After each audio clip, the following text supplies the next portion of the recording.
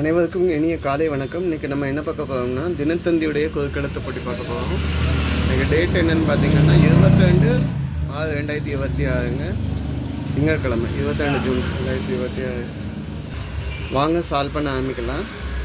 இடமிருந்து வளம். முதல் கேள்விங்க, மகாபாரதத்தில் கிருஷ்ணன் அண்ணன், மகாபாரதத்தில் கிருஷ்ணனுடைய அண்ணனை என்னன்னு சொல்லுவீங்க அப்படின்னு பலராமன் நம்ம சொல்லுவோம். கிருஷ்ணருடைய அண்ணன் சொல்கிறது பலராமன். 5 எழுத்து கரெக்டாக இருக்குது. பலராமன் அப்படின்னு பார்த்திங்கன்னா கதாயுதத்துக்கு ட்ரெயினராக இருந்தவங்க. இவர் வந்து விஷ்ணுவோட அவதாரம்னு சொல்கிறாங்க, ஆதிசேஷன் வடிவம்னு சொல்லுவாங்க. 1 மேலேருந்து கீழே கங்கை நதியை பூமிக்கு கொண்டு வந்தாராம். கங்கை நதியை பூமிக்கு கொண்டு வந்தது யார் அப்படின்னு கேட்டிங்கன்னா பகீரதன். பகீரதன் யாருன்னு கேட்டிங்கன்னா அவங்க முன்னோர்களுடைய சக்கரன்னு இருந்தாங்க. அவங்களுக்கு 60,000 புதல்வர்கள். அவங்களுக்கு வந்து கையில் முனிவர் சாபம் கொடுத்தனால எல்லாம் எரிஞ்சு சாம்பல் ஆகிட்டாங்க. இவங்க அஸ்தியை கரைக்கிறதுக்காக கங்கை வேணும்னு சொல்லி இவர் தவம் வந்தார். 1000 ஆண்டு தவம் வந்தாக்காப்புல சிவன் தலையிலேருந்து கங்கை வந்து பூமியில் டைரெக்டாக வேகத்தில் பாயக்கூடாதுன்னு சொல்லி அவருடைய ஜடாமுடியை வச்சு தாங்கி கங்கை வந்து பூமிக்கு கொண்டு வந்தார். அதனால் கங்கைக்கு வந்து பாகீரதி அப்படின்னு ஒரு பெயர் உண்டு. ஓகேங்க. 11 கீழேருந்து மேலே. ராஜராஜ சோழனுக்கு முன் ஆட்சி செய்தவர். ராஜராஜ சோழனுக்கு முன்னால் ஆட்சி செய்தவர் அப்படின்னா யான்னு கேட்டால் உத்தம சோழன் நம்ம சொல்லலாம். உத்தம சோழன். எதுக்கு ஹிண்ட் செக் பண்ணி பார்த்துக்குவோம். 6 வலம் வந்து இடம் என்ன? நடிகர் முரளியின் மகன். நடிகர் முரளியோடைய மகன் யார்? அதர்வா. அதில் வேறு ஆன்சர் வர வாய்ப்பு இல்லை. ஷோ அல்ல, அதர்வா. ஓகே. அப்போ 8 வலம் வந்து இடம் என்ன? எடை கருவி. நீதி தேவதை கைகளில் இருப்பது. நீதி தேவதைக்கு அனைவரும் சமம்னு சொல்கிறது. ஓகேங்களா? நீதி தவறாமல் இருக்கணுங்கிறதுக்காக தான் அந்த தராசு சென்டரில் ஸ்ட்ரெயிட்டாக இருக்கும். பதில் என்ன? தராசு. ஓகே. ஈப்பு கீழேருந்து மேலே பார்த்தா ராக்கு தக்கு. மது ஆந்தகன் அப்படின்னு சொல்லலாம். மது ஆந்தன்.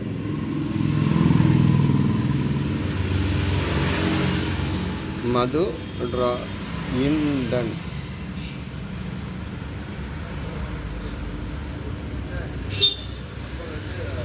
மது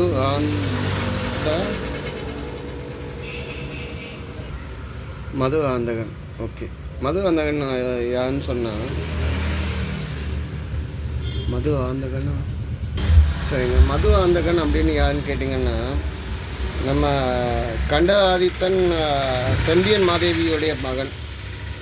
ஆக்சுவலாக அப்போ வந்து மது ஆந்தகன் சின்ன பையங்கனால அவங்க சித்தப்பா கையில் ஆட்சி போயிருக்கோம். சுந்தரராஜ சோழன். இவரோட பிள்ளைங்க தான் வந்து யார்? கரிகால சோழன், அருள்மொழிவர்மன். ஞாபகம் இருக்கா? பொன்னியின் செல்வனில் மது ஆந்தகன் சிவனடியார் மதி இருப்பாங்கல்ல, அவர் வந்து ஆட்சி பண்ணுவார். 970 985 வரைக்கும் 15 வருஷம் ஆட்சி பண்ணுவார். இவருக்கு அப்புறம் தான் அருள்மொழிவர்மன், அதாவது முதலாம் ராஜராஜ சோழன் வந்து ஆட்சிக்கு வருவார். ஓகேங்களா? ஓகே. 2 இடமிருந்து வலம் என்ன? மிச்சம். இது 2 நாளாக தினமலரில் அடிக்கடி பதிக்கிட்டு இருக்கோம். மிச்சம் அப்படின்னா மீதம்,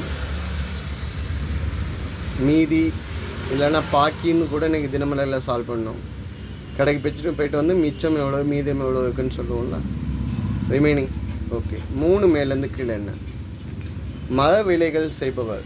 மர வேலைகளை செய்தவங்களை என்னன்னு சொல்லுவாங்க? தச்சர் அப்படின்னு சொல்லுவோம். ஓகே. கார்பெண்டர். ஓகே. 7 வலம் இருந்த இடம் என்ன? மல்யுத்தம். மல்யுத்தம் வேறு பேர் என்ன சொல்லுவீங்க? மல்யுத்தத்துக்கு வேறு பேர் வந்து குஸ்தின்னு சொல்லலாம், இல்லைன்னா இங்கே வந்து மறுப்பு அப்படின்னு சொல்லுவாங்க. ஆயுதம் இன்றி உடல் வலிமையால் சண்டை போடுறது தற்காப்பு கலையில் ஒன்று. சரிங்க. 5 இடமிருந்து வலம் என்ன? மீன். மீன்க வந்து என்னென்னு சொல்லுவோம், மச்சம் அப்படின்னு சன்ஸ்கிரிட்லேருந்து சொல்லுவோம். இல்லைன்னா கயல் அப்படின்னு சொன்னாலும் மீன் தான்.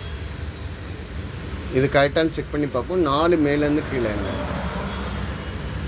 உலகின் அழியாத செல்வம். உலகில் அழியாத செல்வம் என்னது? கல்வி. என்றைக்குமே அழியாத செல்வம். ஓகே. 10 மேலேருந்து கீழே. இந்த வரைக்கும் அந்த ஹிண்ட்டுக்கு சால்வ் பண்ணியாச்சு. அடுத்த ஹிண்ட்டுக்கு 10 மேலேருந்து கீழே என்ன? கோயில் உற்சவம் வேறு பேர். கோயில் உற்சவம் அப்படின்னா கோயில் திருவிழாவை சொல்கிறது. திருவிழான்னு சொல்லலாம்.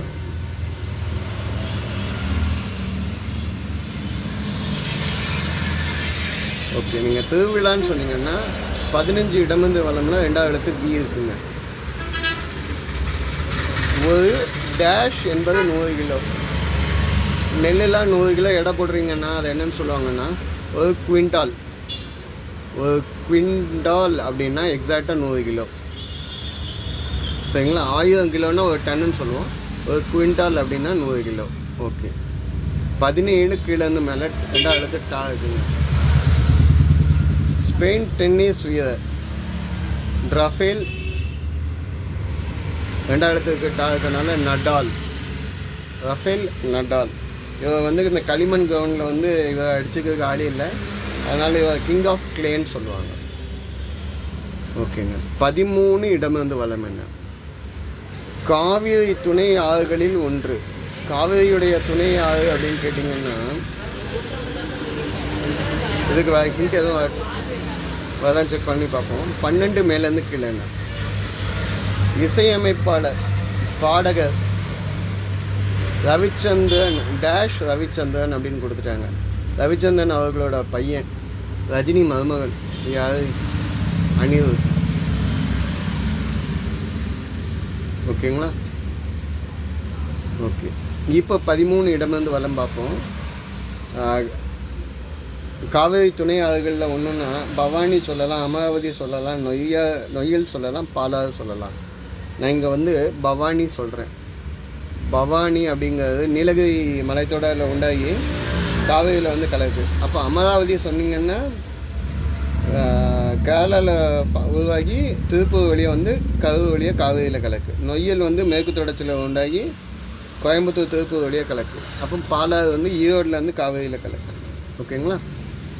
12 இடமிருந்து வலம் என்ன? இந்தியாவின் துணை பிரதமாக இருந்தால் லால் கிருஷ்ணா டேஷ். லால் கிருஷ்ணாவை வந்து எல்கே அப்படின்னு சொல்லலாமா? எல்கே அப்படின்னு நீங்கள் சொன்னீங்கன்னா உடனே பதில் சொல்லிடுவீங்க. எல்கே அத்வானி அவர்கள் துணை பிரதமாக 2002லேருந்து 2004 வரைக்கும் வந்திருக்கார். 9 மேலேருந்து கீழே என்ன? 2வது எழுத்து நீ இருக்குங்க. நடிகை டேஷ் கொய்ராலா. மனிஷா கொய்ராலா. இந்தியன் உள்ள நடிச்சிருந்தாங்களா அவங்க. 14 வலமிருந்து இடம் என்ன? தங்க மங்கை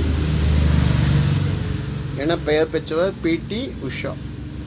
பிடி உஷா வந்து ஆத்லெட்ஸ், அதாவது ஆத்லெட்ஸ்னால் ஓட்டப்பந்தயத்தில் வந்து நிறைய அவார்டு வாங்கியிருக்காங்க. இந்தியாவுக்காக 23 கோல்டு 14 வெண்கல பதக்கம் வாங்கியிருக்காங்க. ஓகேங்களா? மெல்பர்னில் நடந்த ஒலிம்பிக் போட்டியில் வந்து 400 மீட்டர் உலக சாதனை பண்ணியிருக்காங்க. அதில் வந்து இரட்டை தங்கம் வின் பண்ணியிருக்காங்க. 18 இடமிருந்து வலம் என்ன? புது தம்பு, உற்சாகம், ரிஃப்ரெஷ்மெண்ட், புத்துணர்வு அப்படின்னு சொல்லலாம்.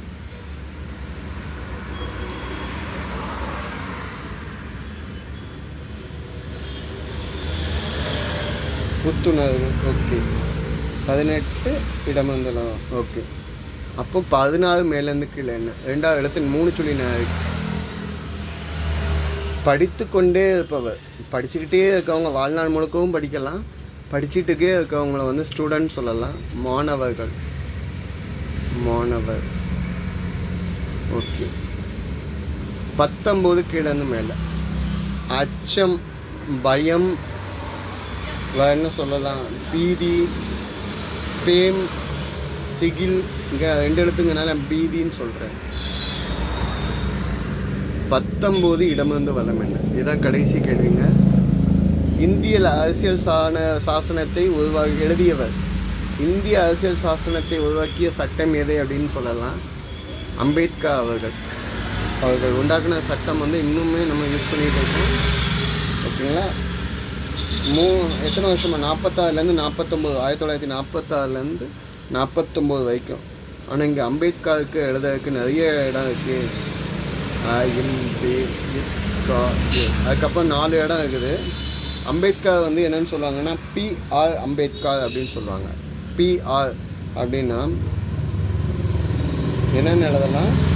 பீமராவ் அம்பேத்கர். ஆமாம், இதுக்கப்புறம் கரெக்டாக இருக்குது. பீமராவ் அம்பேத்கர் வந்து டிசம்பர் 1946லேருந்து 49 வரைக்கும் அந்த சட்டத்தை இயற்றுவதற்கு எல்லாமே ரெடி பண்ணியிருக்காங்க.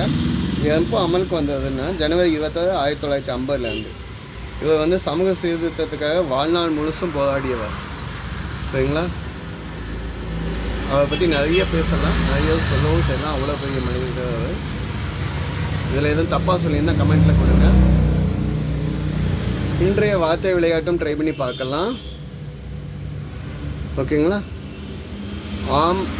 நான் ட்ரை பண்ணுறேன். 15 வேர்டுக்கு என்னால் முடிஞ்ச அளவு ட்ரை பண்ணுறேன். நீங்கள் மீதி ட்ரை பண்ணுங்கள். ஆதரவு சொல்லலாம். ஆதரவு. ஆம், சிலை, சாலை, சாவு, ஆரம்,